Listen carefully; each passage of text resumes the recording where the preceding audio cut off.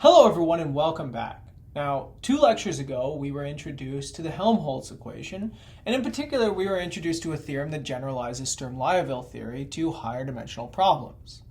We took those theories in the last lecture and applied them, right? We solved the vibrating membrane equation, that's the 2D wave equation, on a circular domain, a disk, right? And we saw the Bessel functions pop out. Now, what I'd like to do in this video is talk about eigenfunction expansions. And in particular, what I want to do is I want to take a look at a really cool or interesting phenomenon that can arise, which is called resonance, that you can see whenever you're sort of forcing these membranes. So, as I said, I'm going to talk about vibrating membranes. That means that we are going to be interested in the 2D wave equation. So c squared. And here I'm just going to use the Laplacian again because I like this shorthand. But then let's look at an inhomogeneous problem. So we've been looking at eigenfunction expansions already. We looked at them quite extensively in 1D. So we could have also some sort of boundary forcing here. But in my case, I'm just going to keep it simple. We're going to say u is equal to 0 on the boundary of our domain omega. And in this case, x and y are just going to be from some general domain omega, which is going to be sort of bounded in R2. And of course, you can do this in R3, R4, R5, right? It's just because I don't want to write too many variables here. It's nice to illustrate in higher dimensions. Dimension 2 sort of is characteristic of how complicated things can get as you go up in dimensions. Okay, so remember, whenever we did eigenfunction expansions with one spatial dimension, we looked at the homogeneous problem. In my case, the homogeneous problem is the unforced problem. So let's take a look at this. Homogeneous problem. And this is the homogeneous Helmholtz problem. Or this leads to the homogeneous Helmholtz problem, right? Just like how we had a homogeneous Sturm-Liouville problem. In our case, it's just the forced membrane. And so you know how to do this now. Maybe you've seen it a few times. So let's just say, let's say lambda I, phi I be the, I'll say Helmholtz eigenpairs. Okay, so here, eigenvalue, eigenfunction. You know how to do this, right? If you do separation of variables, you know, this is where we started. You get the Helmholtz problem. So then what we would like to do is an eigenfunction expansion in order to solve the inhomogeneous problem. Now, the most important part here is that theorem that I gave you, the multidimensional Sturm-Liouville theorem. It told you that the eigenfunctions form a complete set. So just like I did previously, I can also expand out Q. So let's start by doing this. I want u of x, y, t equal to the sum over, I'm just going to say I here. This just stands for index set. We've seen that sometimes it's double sums. These things are always countable, so you can always just, count from 1 to infinity if you wanted. That might take a little rearranging. So here I'm not going to specify the ranges that you're going to go over. Here, just I stands for index. And you're going to look for time-dependent components with these spatial eigenfunctions. And again, remember, these eigenfunctions satisfy this homogeneous boundary condition. So I've immediately got the boundary here. And so this gives me, well, what does it give me? It gives me a partial differential equation for each amplitude A here that is time dependent. So let's take a look at this. Once you put this into the PDE, I get a second order time derivative. And again, because it satisfies the boundary conditions, I can do all of the differentiation. All of my Fourier theory, it carries over here. Remember, I talked about harmonic analysis. Harmonic analysis is really sort of extending the ideas of Fourier theory to these more general solutions to Helmholtz equations. And then plus c squared lambda I AI. That just comes from the Helmholtz part of this, the Laplacian, taking 2 spatial derivatives of this, satisfying the Helmholtz equation, phi I.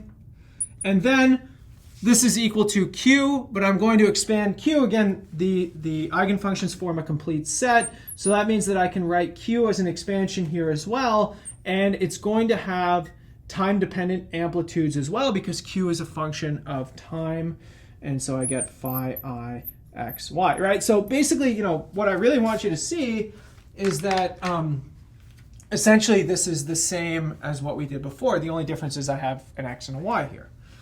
And so you can do this.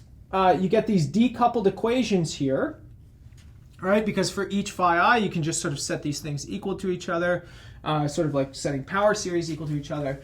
And so therefore, you get these nice ordinary differential equations. They completely decouple just like we did last time. C squared lambda I AI is equal to Qi of t. And it's inhomogeneous in time now. That comes from this sort of forcing right here.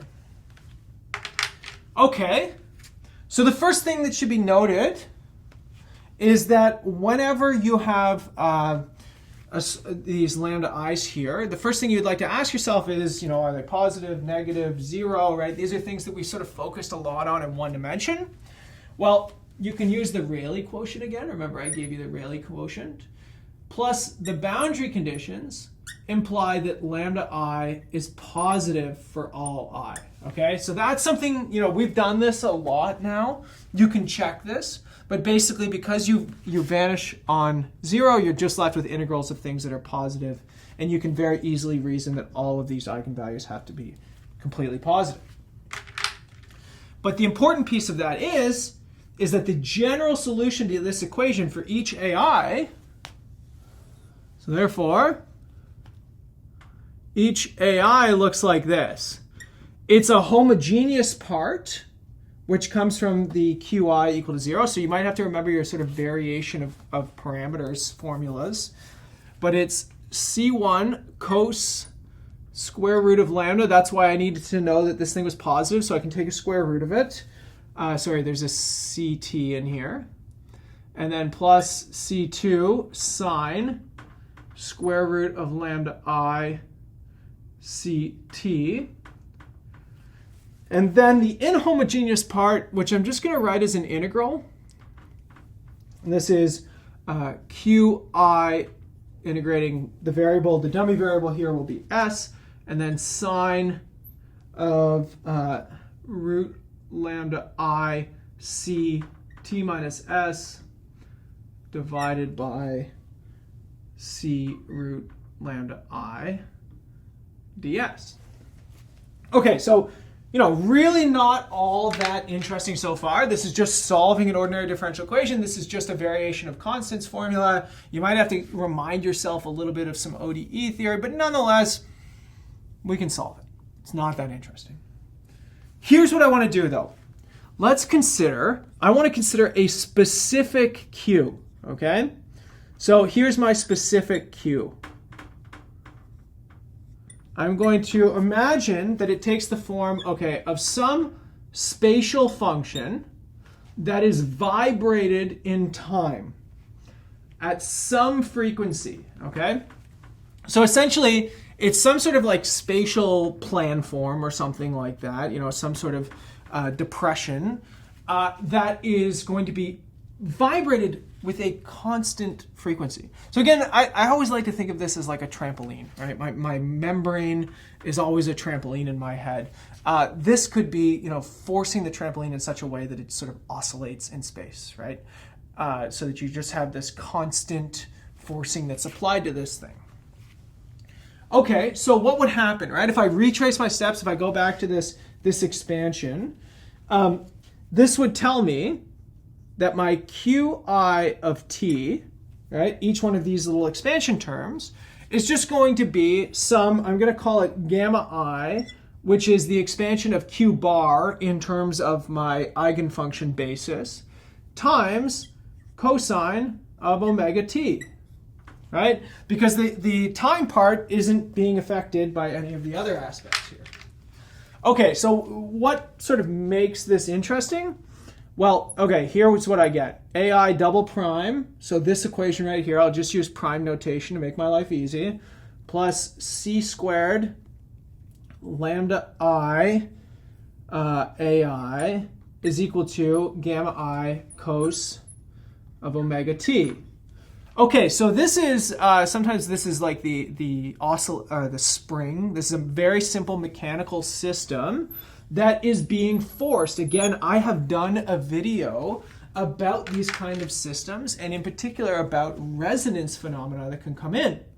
Because with this specific piece here, the omega value plays a huge role.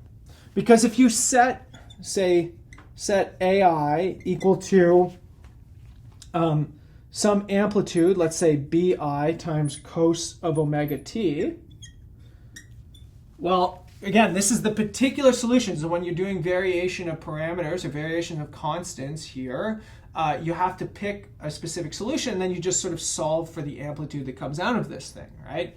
So what you would get here is bi, and then times c squared lambda I minus omega squared is equal to gamma I. Okay, so that's not really all that interesting, right? But if this piece right here is not equal to 0, then I can easily solve for the amplitude and life is good. Done, right? But you can get what's called resonance. The resonance here would be when this thing is equal to 0. So that's when omega squared is equal to c squared lambda I, which after taking some square roots, again, omega is, we'll just take the positive one because the negative one doesn't matter inside the cosine here. This is when you get c times the square root of lambda I. Now, what's the significance of this, right? Well, the problem is this no longer can be solved, right? So the equation, the solution becomes slightly more complicated. But first of all, let's take a look at what this is. The forcing frequency omega is now equal to one of the frequency of the homogeneous solution, right? That's what's called resonance. These things are oscillating together now, right? And that means that you are forcing this membrane at the same frequency as one of its natural oscillation frequencies, right? So whatever the value of lambda I is here, whichever eigenvalue you've selected, you are forcing these things in the same way. You have a sort of natural frequency of oscillation coming from the eigenfunctions, and you have a forcing frequency that happens to be sort of lining up with this thing. And again, hopefully you remember how to solve some ODEs, but solving this thing, you have to sort of put a t in front of it now.